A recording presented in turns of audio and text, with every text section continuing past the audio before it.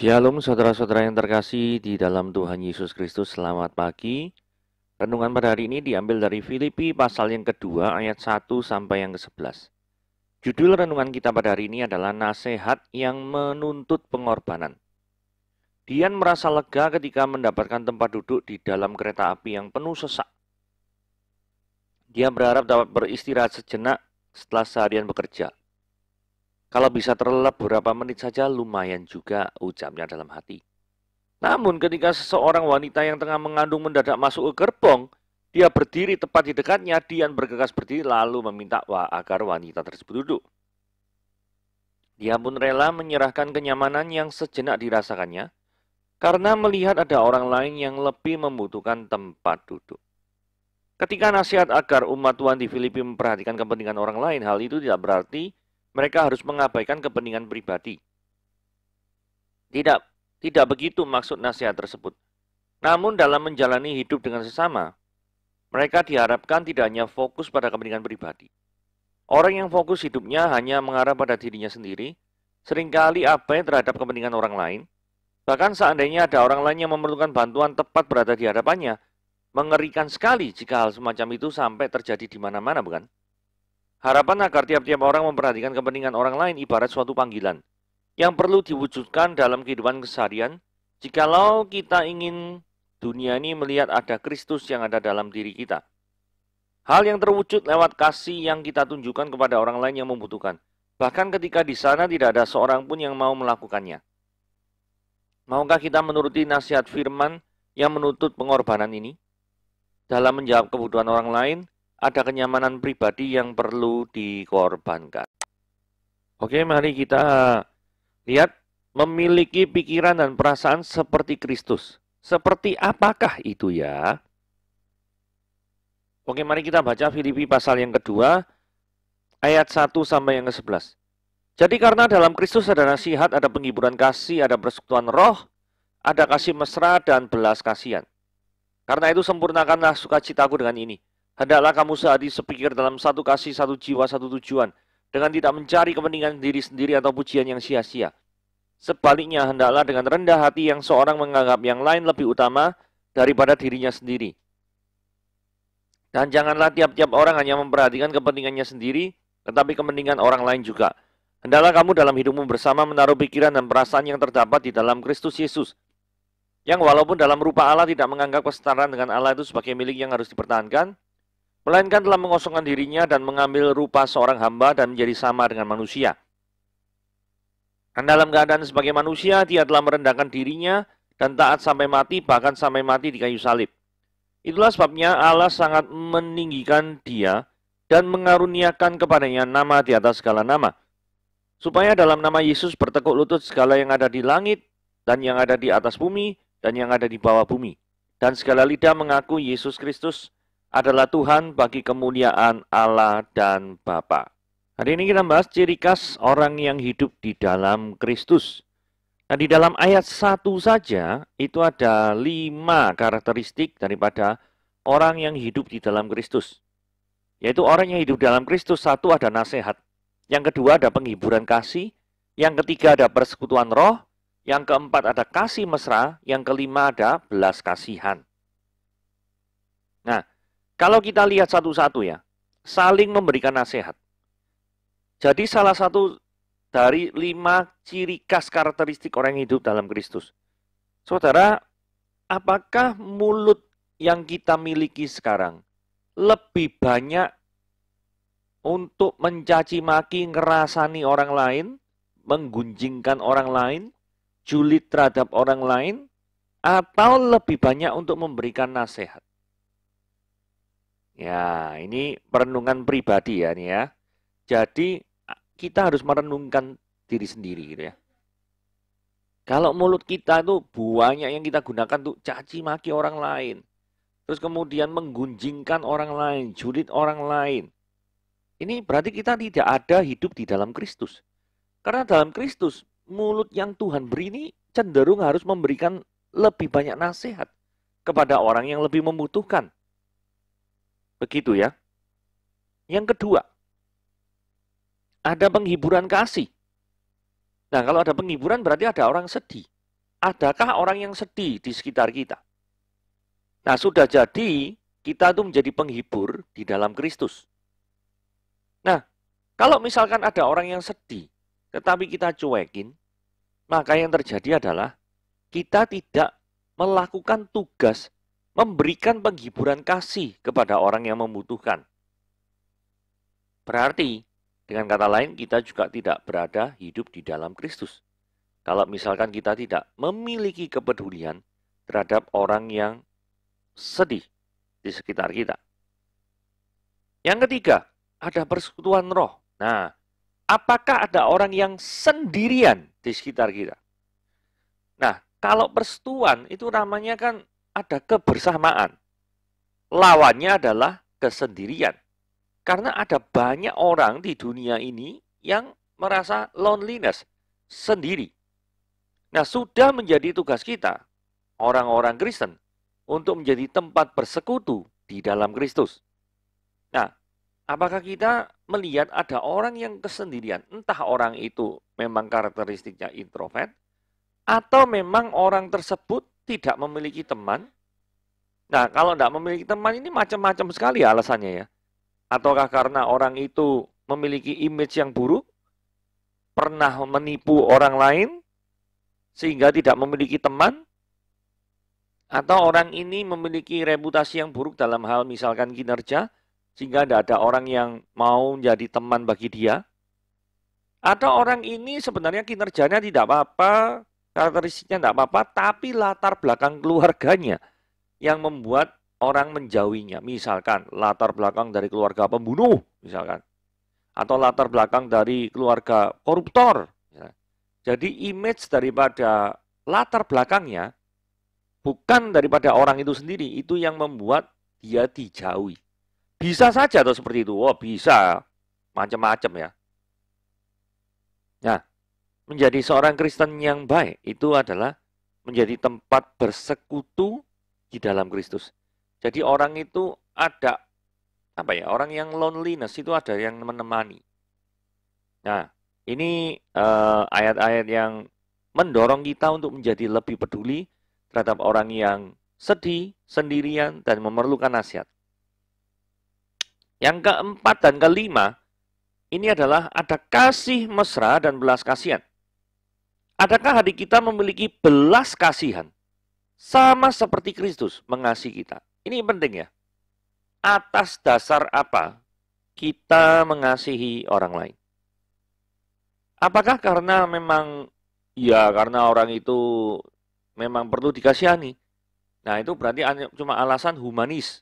Humanis itu adalah alasan kemanusiaan. Ya. Tapi motivasi orang yang benar ya. Ketika orang itu memiliki kasih dan belas kasihan, itu adalah karena apa?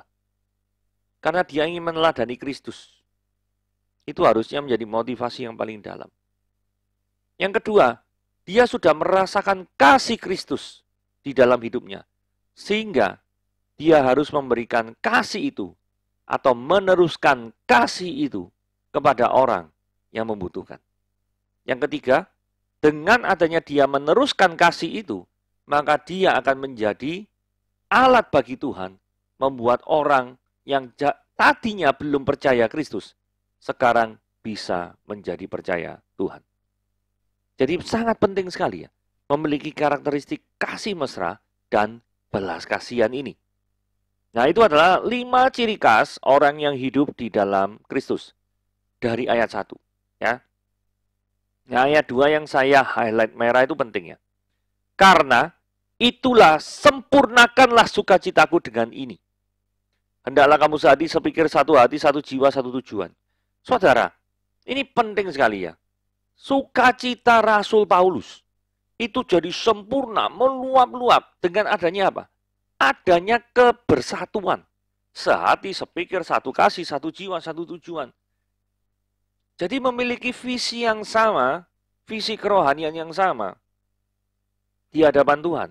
Itu menjadi sempurna. Nah, untuk itu harus ada ini ya. Ada penghiburan, ada persekutuan roh, ada nasihat. Karena kalau misalkan ada orang yang salah, bukan nasihat yang dia terima, tetapi caci maki yang dia terima, maka yang terjadi adalah perpecahan. Orang merasa tidak nyaman dan orang itu akan menarik diri dari persekutuan. Jika ada orang sendirian, dibiarkan sendiri tanpa diurusi, gitu ya, ya lama-lama dia merasa, aku ada di tempat ini dan aku tidak ada di tempat ini, rasanya kok sama saja ya. Jadi mendingan saya pergi saja daripada susah-susah ke persekutuan ini. Bisa saja seperti itu, bukan? Jadi ayat 1 ini penting sekali gitu ya. Oke, sekarang kita lihat ayat 3 dan 4. Nah, saya highlight langsung ini ya. Kunci untuk hidup di dalam Kristus adalah blue sentence. Blue sentence maksudnya kalimat yang saya highlight biru gitu ya. Nah, yang saya highlight biru itu apa sih? Kata-katanya gini ya. Seseorang hendaklah menganggap yang lain lebih utama dari dirinya sendiri. Ini kunci. Kunci untuk bisa hidup bersekutu dengan orang lain, kunci untuk bisa saling menghargai, itu seperti ini. Seseorang yang belum mengenal Kristus, pasti mementingkan dirinya sendiri. Karena apa? Jikalau orang itu mengenal karya Kristus di kayu salib, orang itu akan mengerti dengan jelas bahwa Kristus mati itu untuk menunjukkan dia itu mengutamakan kepentingan, bukan dirinya, tetapi orang lain. Saudara tahu doa Yesus di Taman Getsemani? Ketika doa di Taman Getsemani itu ya, Yesus merasakan suatu hal yang sangat berat karena dia sebentar lagi mengalami keterpisahan dengan Bapa. Itu adalah suatu hal yang sangat berat sekali. Sampai-sampai Yesus berkata, jikalau mungkin sekiranya cawan ini lalu daripadaku. Tetapi kemudian ada kalimat, jadilah kehendakmu. Dan Allah Bapa berkehendak Yesus memang menanggung semuanya itu. Nah, artinya, dari sini kita lihat, karakteristik seorang Yesus Kristus mengorbankan dirinya demi menebus dosa manusia. Itu adalah ciri khas daripada yang blue sentence ini ya, kalimat yang di highlight biru. Seorang itu menganggap yang lain lebih utama dari dirinya sendiri. Jadi, jika kembali lagi, jika orang itu sudah mengenal kasih Kristus, pasti dia akan menganggap orang yang lain lebih utama dari dirinya sendiri. Kenapa? Karena dia meneladani Kristus Yesus. Sesimpel itu. Betul ya? Jikalau orang itu meneladani orang lain, maka orang itu pengen jadi seperti orang yang diteladani, bukan? Itu adalah suatu hal yang normal. Mengagumi, wah ini luar biasa nih. Misalkan orang itu mengagumi atau mengagungkan Cristiano Ronaldo. Orang itu akan mungkin cara goceknya, cara berlarinya, cara berpakaiannya, hairstyle rambutnya mungkin. Itu semuanya dia akan sebisa mungkin mirip dengan Cristiano Ronaldo. Mungkin seperti itu. Ini untuk yang fans berat gitu ya. Nah, jikalau kita memang fans berat, gitu, bukan fans ya, karena sudah ada bukunya Not Just a Fan gitu ya, bukan hanya sekedar penggemar, tapi pengikut. Kalau kita tuh pengikut Kristus, bukan hanya penggemar, maka kita tentunya adalah meneladani dia dengan sungguh-sungguh. Yaitu menganggap yang lain lebih utama daripada diri kita sendiri. Sebaliknya, sumber kekacauan dan pertikaian bisa juga berhenti apabila blue sentence, kalimat yang highlight biru itu terimplementasi. Karena kalau orang itu selalu mementingkan diri sendiri, tidak bisa melihat kepentingan yang lebih utama, maka yang terjadi adalah apa? Satu, kerja pelayanan tidak sepenuh hati. Karena apa? Itu kan usulmu, bukan usulku. Jadi aku malas melakukannya. Saudara bayangkan ya, kalau misalnya dalam pertandingan sepak bola, maka yang diutamakan itu adalah satu pemain. Kalau nggak diumpan ke pemain itu, maka dia marah. Wah, terus kemudian kalau yang timnya menang, terus yang nyetak gol orang lain, dia tetap sedih. Loh ini orang aneh ini kalau gini ya. Berarti dia itu tidak memiliki kebersamaan tim. Dia itu ada di lapangan itu bukan untuk mengagungkan daripada namanya sendiri, bukan. Tapi dia itu ada di lapangan untuk apa? Untuk membela suatu tim yang dia tuh pengen angkat derajatnya. Sama, seperti kalau orang terjun di dalam pelayanan, bukan pengen karena namanya itu pengen diangkat, bukan. Orang terjun dalam pelayanan itu untuk apa? Untuk memperlebar kerajaan surga.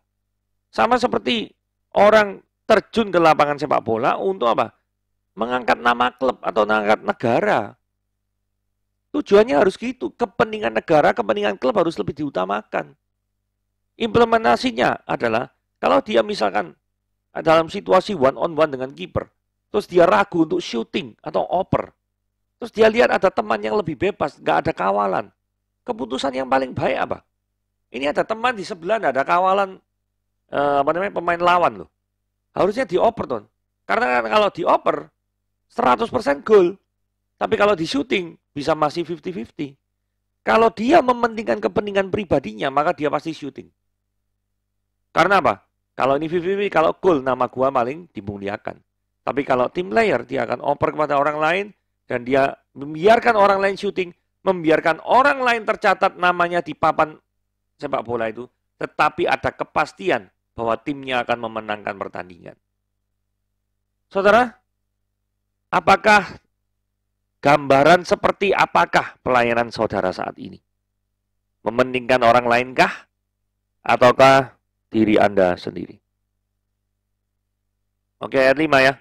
Hendaklah kamu dalam hidupmu bersama menaruh pikiran dan perasaan yang terdapat dalam Kristus Yesus. Di dalam hidup bersama dengan orang lain, maka tiada ruang bagi ego kita, terutama di dalam pelayanan. Seperti dijelaskan panjang lebar di dalam ilustrasi sepak bola tadi ya. Kalau orang masih mengutamakan egonya, maka yang terjadi adalah kehancuran. Ya, pasti akan terjadi kehancuran. Pikiran Kristus itu gini ya prinsipnya. Rela korban demi menyelamatkan manusia. Seperti yang dijelaskan panjang lebar tadi, pengorbanannya di kayu salib dan lain sebagainya. Tapi sebaliknya, secara natural, pikiran manusia itu harus korbankan orang lain supaya dirinya selamat. Wah ini saya kan beberapa minggu yang lalu kan nonton Squid Game gitu ya. No? Nah adegan yang sangat menarik itu adalah yang Marbles Game. Jadi game kelereng gitu ya. No? Sang Woo dan Ali. Nah ini ceritanya kayak gini ya. Nah ini ya. Ada Sang Woo 199 dan Sang Woo itu 218, Ali nomor 199 gitu ya. Nah, permainan marble ini gini ya. Jadi orang tuh ngenggam kelereng, terus temennya itu suruh nebak. Di dalam genggamanmu itu ganjil atau genap, gitu ya misalkan. Kalau misalnya dia tebak ini benar, oh genap, ya you know? Terus yang nebak ini megang kelereng berapa? Misalnya kelerengnya 2 gitu ya, you know? Nah berarti dia dapat 2 kelereng dari yang lawannya yang berhasil ditebak benar itu. Gitu ya, ceritanya kayak gitu. Tapi kalau misalkan salah ya sebaliknya, 2 kelerengnya ini lepas. Karena itu adalah yang dipertaruhkan seperti itu. Jadi semakin banyak misalkan Anda mempertaruhkan 5 gitu ya. Terus tebakan Anda tuh benar, misalkan lawan Anda ganjil gitu misalnya. Oh iya, kebetulan dia megang 1, ganjil kan, benar kan ya.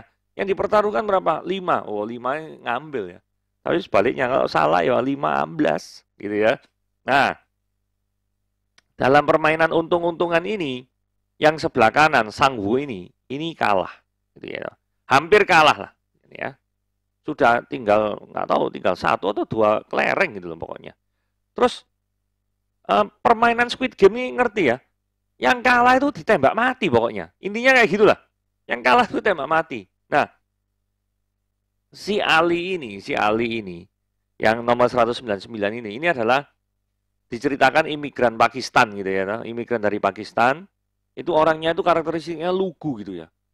Nah, memang si Ali ini pernah ditolong oleh Sang Bu dalam pengertian dia tuh pernah dikasih uang ketika dia mau pulang ke rumahnya, nggak punya uang, terus pernah dikasih uang. Dan dia mempercayai, oh orang ini adalah orang yang baik. Karena aku dulunya itu pernah menerima kebaikan dari dia. Ya, toh selama ini kerja tim juga orang ini tidak mencelakakan dia. Nah, Sang Wu ini kemudian dengan gemetar ya karena kelerengnya tinggal 1 atau 2 kalau nggak salah.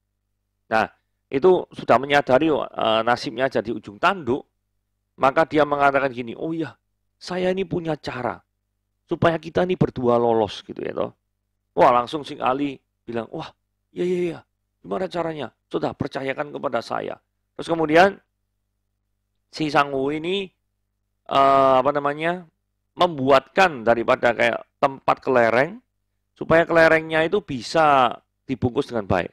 Terus kemudian dia tuh ngambil kelerengnya daripada Ali dan kemudian dimasukkan ke dalam tempat itu yang tersimpan bagus gitu ya. Kemudian mengalungkan daripada tempat kelereng itu ke Ali. Jaga ini baik-baik, nanti saya akan kembali. Nah, saudara lihat, apakah benar kembali? Sang-Woo tidak kembali. Apakah Sang-Woo meninggal? Ditembak mati? Tidak juga. Tapi Sang-Woo berhasil lolos dengan membawa 20 kelereng. Oh ya, just info ya, tadi belum saya kasih tahu ya. Setiap orang itu dikasih modal 10 kelereng. Barang siapa yang mendapatkan 10 kelereng dari lawannya, maka dia itu yang menang. Berarti total kan 20 ya, kurang lebih kayak gitu. Itu yang diserahkan ke yang memutuskan kamu menang atau kalah gitu ya. Petugasnya Squid Game itu. Nah, ternyata Sang-Woo ini bisa dapat 20 kelereng. Loh, kelerengnya siapa? Nah, pada waktu Ali membuka daripada kantong yang dibuat Sang-Woo itu, isinya sudah berubah jadi batu kerikil. Saudara tahu ya maksudnya? Pada waktu Sang-Woo meminta kelerengnya Ali, terus kemudian menukar, pura-pura membuatkan tas yang bagus, kantong yang bagus. Saat itulah Sang-Woo menukar daripada kelereng menjadi kerikil. Nah, kerikil kalau sudah tertutup kan ecer-ecer kan bunyinya hampir sama kayak kelereng kan. Kurang lebih kan seperti itu. Dan akhirnya di dalam kisah ini, episode 6, di dalam Squid Game ini, Ali setelah sadar dirinya ditipu, dia ditembak mati. Ya, inilah kisah daripada betrayal, pengkhianatan, dan selfishness, mementingkan diri sendiri. Saudara, seharusnya Sang-Woo ini sudah meninggal. Kan yang lebih pantas ini sebenarnya yang menang adalah Ali. Karena secara karakteristik pun Ali juga lebih bagus daripada Sang-Woo, gitu ya. Tetapi ya ini bisa menjadikan pelajaran ya. Firman Tuhan berkata, hendaklah kamu cerdik seperti ular dan tulus seperti merpati.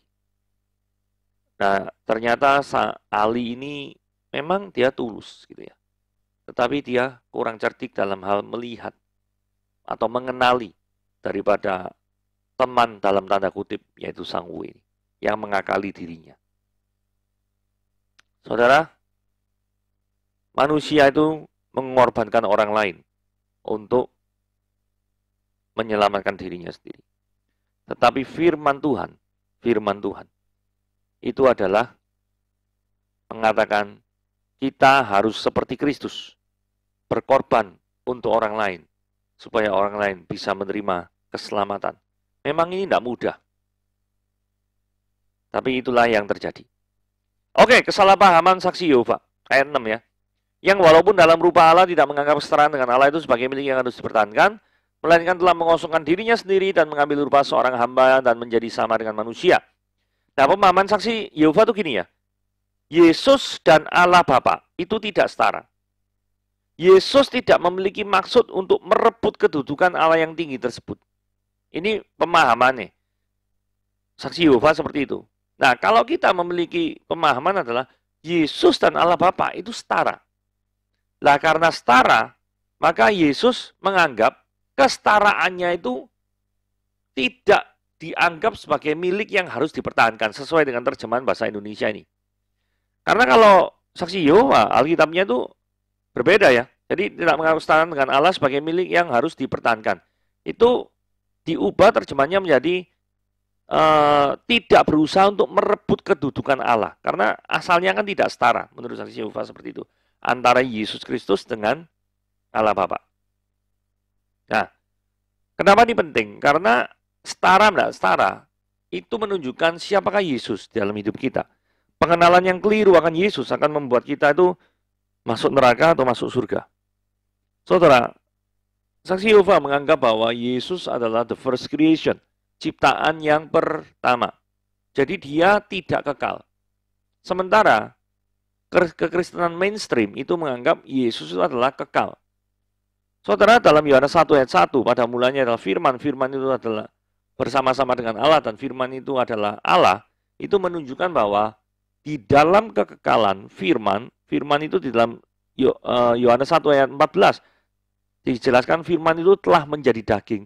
Berarti firman itu merujuk pada Yesus Kristus. Dan kalau Yesus Kristus itu bersama-sama dengan Allah pada mulanya, maka dia itu keberadaan Yesus itu selalu ada bersama-sama dengan keberadaan Allah. Nah, kalau keberadaan Yesus ini selalu ada bersama-sama dengan keberadaan Allah, maka Yesus dan Allah Bapa itu adalah setara. Itu penting ya. Di dalam Alkitab bagian lain, di dalam Yohanes pasal 5 ayat 18 juga dikatakan bahwa dia mengatakan Allah adalah Bapanya sendiri. Dan demikian dia menyamakan dirinya itu dengan Bapa, atau mensetarakan dirinya itu dengan Bapa. Jadi ini penting sekali, karena beberapa orang ada yang salah ngomong gini ya, melainkan telah mengosongkan dirinya sendiri dan mengambil rupa seorang hamba dan menjadi sama dengan manusia. Apakah pada waktu Yesus turun ke dunia itu dia kehilangan keilahiannya? Tidak mungkin. Jadi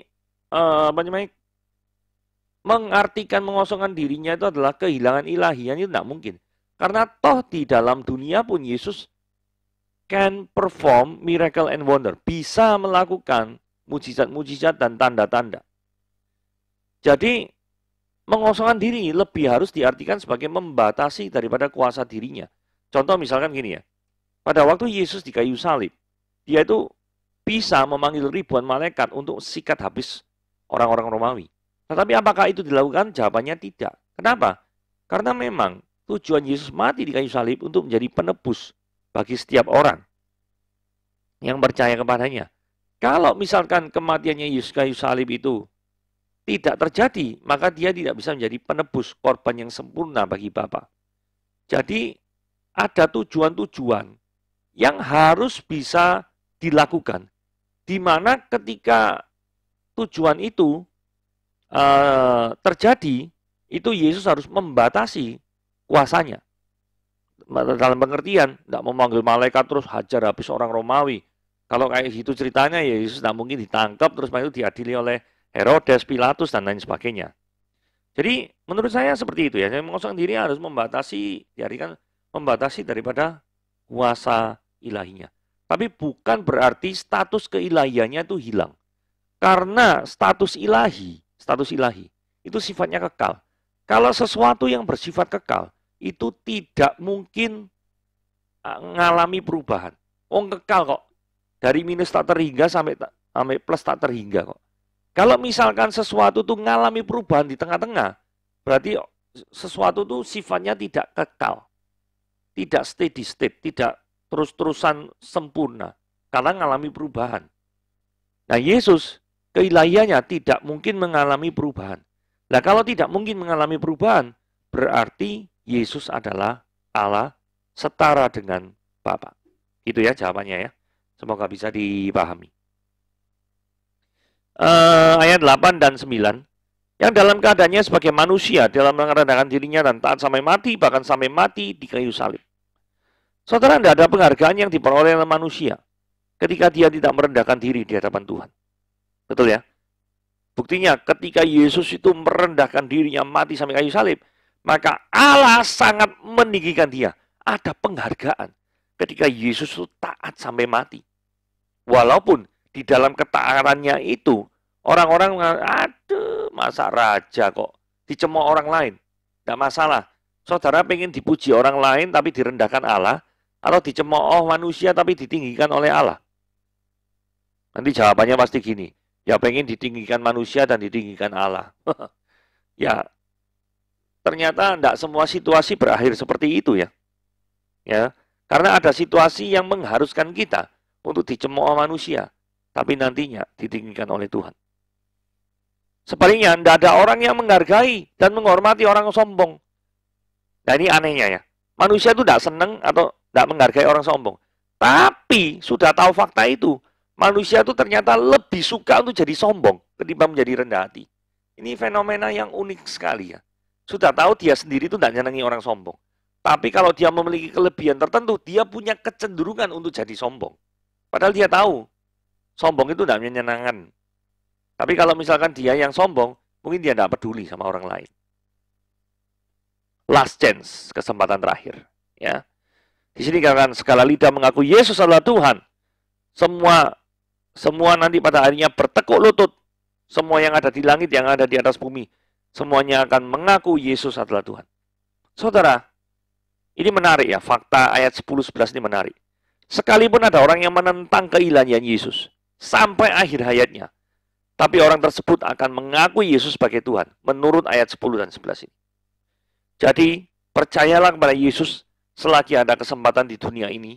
Jangan sampai akhir hayatmu nanti Anda belum menerima Yesus sebagai Tuhan dan Juru Selamat. Jikalau Anda mendengarkan siaran ini, itu bukan suatu kebetulan. Tetapi ini adalah suatu hal yang sudah Tuhan izinkan terjadi dalam hidupmu. Percaya, terima Yesus Kristus, maka engkau masuk surga. Tuhan Yesus memberkati.